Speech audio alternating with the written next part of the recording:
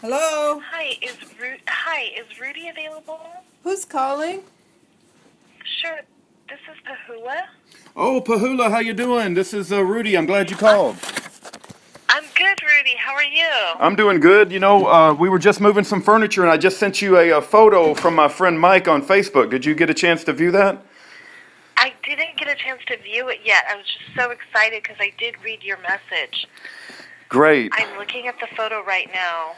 What Mike, they put, Mike is a political prisoner, and they put him in an isolated cell, and I told Mike, I said, you know, here's what happened to 20-year-old Justin when he was going through that Grady County jail that you're in, and Mike said, that's amazing that you told me that, because when I went to my isolated cell, this is what I found in the cell, and he showed it to the jailers, and they didn't even care. They like, you know, they almost like acted like it was no big deal that he found some sort of rope thing in his jail. I believe that, you know, something more sinister could be going on, but in any event, I wanted you to see that so at least you would be aware of it. Yeah, I'm looking at it now, and I'm getting the chills because I don't know how they've been able to continue operating. Ever since we did the Justin for Justice Facebook page, we've been getting a number of people that have been messaging, and it just seems like there's just something a lot more sinister, like you said, that's going on there. It's been really crazy and just eye-opening and sad and everything at the same time. Yeah, certainly. And just to give you a little background, well, let me share some things with you, and I want to respect your wishes, and you got to know how much, are you his mother? No, I'm his cousin. Cousin. But we grew up like brother and sister. I want to share my condolences with you. We operate a Christian prison ministry, and so I'm a believer in the Lord Jesus, and I just want to share with you that, you know, it breaks my heart when I read what happened to Justin, and I really admire the fact that you as a family are putting out this webpage and trying to stand up, because so many people don't do that. They just kind of withdraw into, you know, their lives and suffer in silence, but for you guys to stand up is incredibly admirable in my opinion, because that's the only way we're going to put a stop to this. And let me also share with you that I want to respect your wishes in all cases. Right? Your desire is always my first priority, but because I'm very vocal about speaking out against the prison system, I pretty much have a recorder going all the time. And I would like to interview you about what happened to Justin to get his story out there. And there are some bigger, what do you call it, alternative media talk show hosts that I have contacts with, and my wife has contacts with, that, you know, may be able to pick up Justin's story and interview yourself or anybody else who may want to bring his story to a more public light. But I don't know if that's something you're interested in, but I want to offer that to you as just one possible avenue that you might be able to pursue. And, you know, I wanted to get your feedback on that, I guess. So. Well, we're very open to it, Rudy. We want to get lots of people to know Justin's story, and we want to invite the media to learn about what happened to Justin, and because what we're finding out is that this is not something new, right? Right. It's something new for our family, and the pain is still there, but this situation that Justin found himself in and ultimately his death is not something new. And we not only want to get answers for him, but we want to shed light on what's going on in our jails, in our prisons. So I'm very happy that you're interested, and I'm very happy to get any support that you might be able to offer us in terms of getting the word out and just helping us share Justin's story. Well, great. And again, I'm going to ask you this question, and no matter how you answer, it's no big deal. But because I'm going to share with you, I don't mean to sound so radioactive, but we have taken a strong stand against the prison industrial complex. We've advocated for books that, you know, show corruption within the Department of Justice and the Bureau of Prisons and the FBI. And I'm very familiar with other deaths in prison, too, that are under very suspicious circumstances that I could share with you. But like I said, I have a recorder going. It doesn't mean that I need to publish that, but I believe there might be some people that want to hear your voice, and that might, you know, they may not read an article, they may not read a newspaper article, but are you okay if I publish this conversation so that people can, as you talk about Justin, and maybe if you have time now, and if you don't, I completely understand, but are you okay if I record this and put this out on a YouTube channel so people can learn about Justin, and maybe you can give us some resources to, you know, educate ourselves some more? Yes, absolutely. Great. Okay, I just want to make sure that's cool. So your name is Pahoua, and you're the cousin of Justin. And I'm just going to be like a, just a curious person, because I just found out about Justin a couple of days ago, Pahoua. And when I read his story, I was like, oh my gosh, it sounds like he got arrested on a marijuana charge. He was in the federal prison system. It sounded like he was about to get out soon. And he wouldn't have any reason to commit suicide, right? It doesn't sound like there would be any, if he's going to get out soon. So would you mind telling us a little bit about Justin on what he was maybe arrested for, and maybe some background on his personality and what you think about the reporting that he committed suicide in his jail cell? I mean, is there anything, what would you like for the public to know, I guess? So, first and foremost, to give you a little background on Justin, and I'm getting really emotional, it's bringing me back. Yeah. He was and is presently in our minds one of the most amazing individuals that I have ever met, and I think the family would agree. He had a larger-than-life personality, and you just felt so great to be around him. He always brought you to just a happy place, just an always happy-go-lucky person. I don't think I've ever seen Justin mad or angry or upset. He always had a smile on his face. It certainly didn't mean that he was perfect. I, of course, am his cousin, like a big sister to him, so I saw the Justin that I knew, and I think a lot of people share those sentiments about Justin. Certainly Justin wasn't perfect, and he made a mistake, and he was caught transporting marijuana, and he was sentenced accordingly, and he was in the process of serving his sentence. He wasn't shying away from the fact that he made a mistake. If you don't mind, Pahoua, how old was Justin when he got convicted of the charge of transporting marijuana? How old was he? He was 19 at the time. Wow, very young man. He was very young, and if you go back to being a 19-year-old, 18-year-old, I know that I've made mistakes. Right, no doubt. Correct, and I've definitely learned from those mistakes. And I think Justin was at a point where he realized, this was the biggest thing that had ever happened to him, and it was an eye-awakener, and he certainly had a lot of love and support around him. Our family is very close. And so when he found himself in that predicament, he didn't shy away from the fact that he needed to be responsible, and he was willing to do his time. What we thought was that he was serving the remainder of his time in El Paso, and he was waiting to be transported back to California.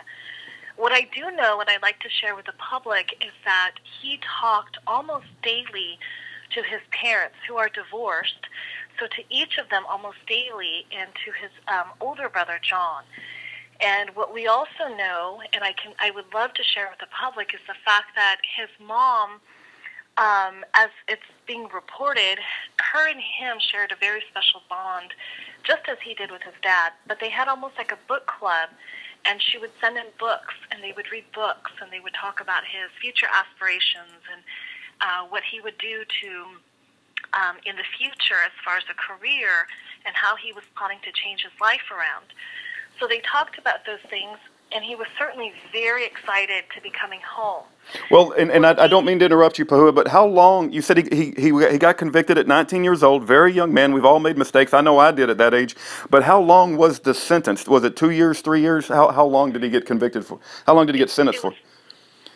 It was approximately 1 year. Wow, just 1 year. Okay, all right, very good. Correct.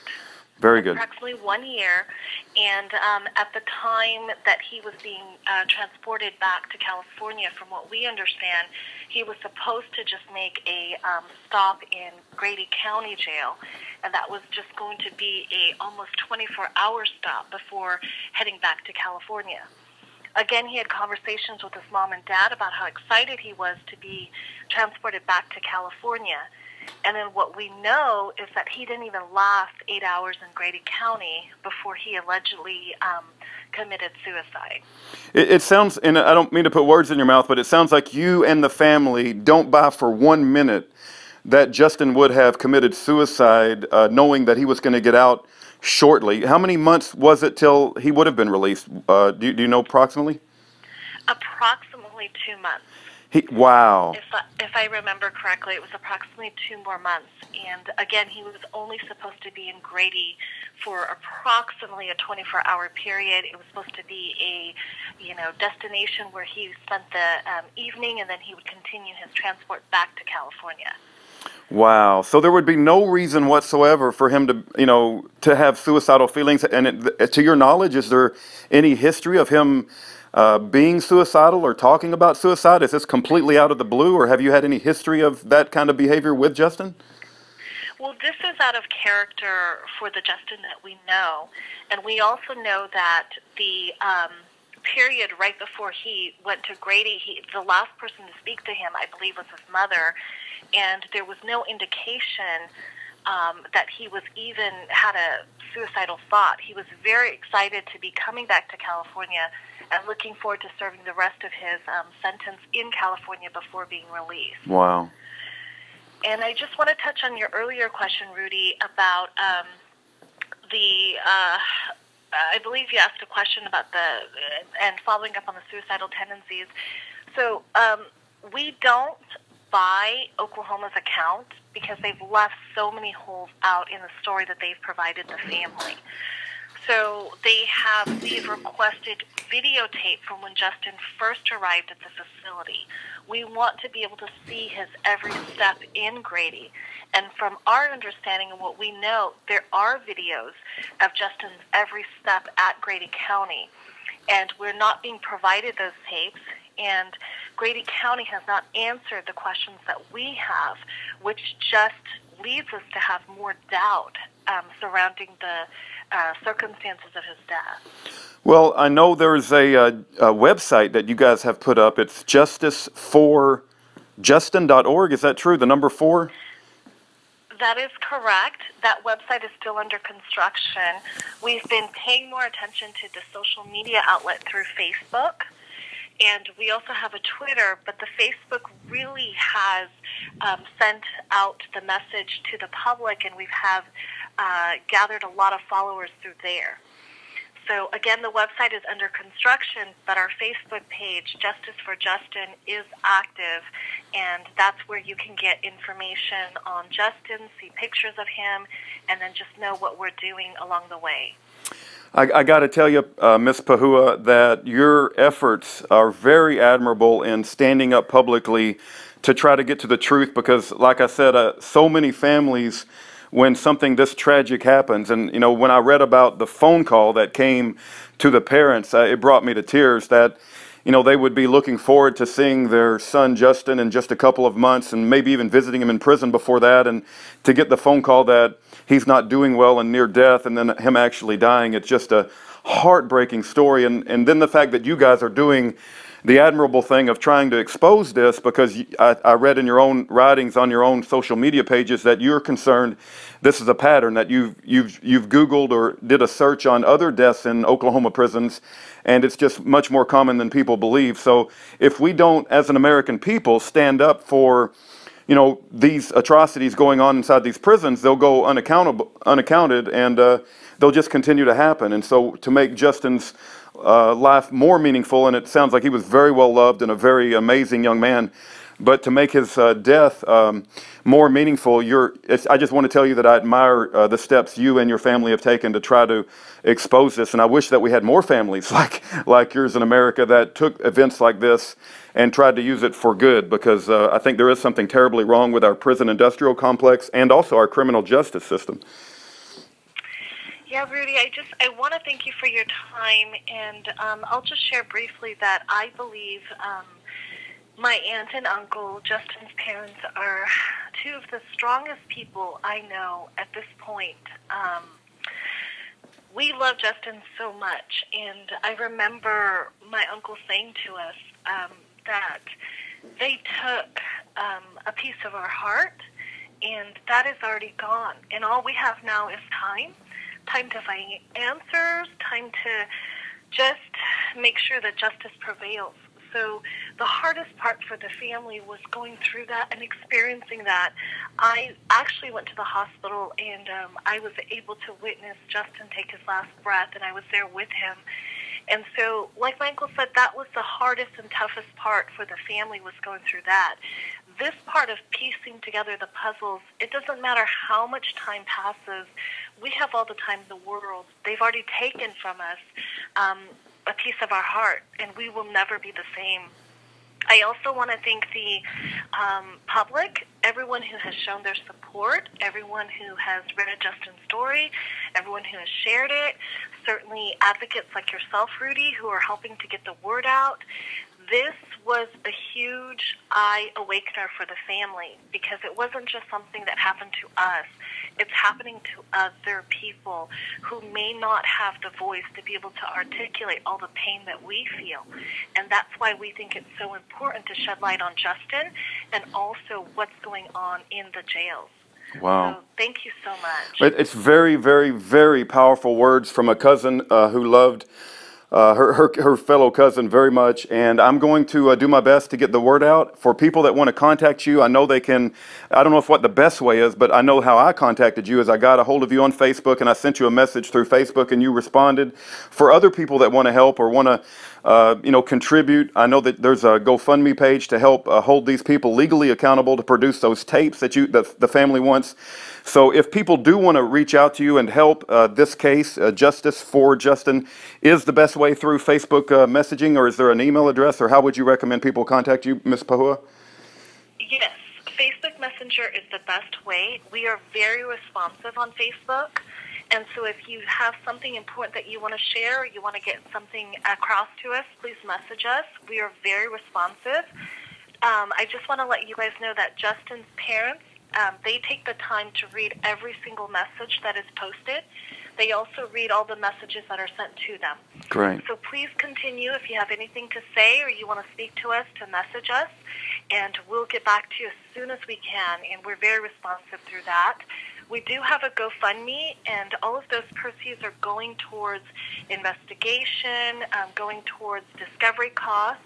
We anticipate that this is going to be a long battle trying to get these answers, because we are going up against the federal government and the state.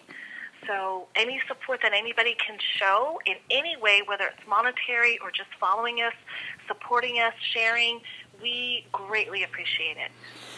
Well, God bless you. Those are very powerful words. I'm going to pray that the Lord fill your family and you mightily with your spirit, and you are an encouragement to me to know there are people out there who will do the right thing and try to hold people accountable and hold the system accountable. And we will not forget Justin. Absolutely an amazing young man, and it's a tragedy that this has happened. But we're gonna pray that God is what they intended for evil, God will use for good. That's what the Bible says. And so, thank you for your time, Ms. Pahoua, and I really appreciate your phone call this morning, allowing me to record it. And we'll do our best to get the word out. And we do have some contacts in alternative media, and I'm going to try to get them to pick up Justin's story, and they may be in contact with you as well. And again, thank you for your time, and our prayers are with you, Ms. Pahoua. Thank you, and God bless you, Rudy. All right. God bless you. Have a great day, Ms. Pahoua. You too. Bye-bye. Bye-bye.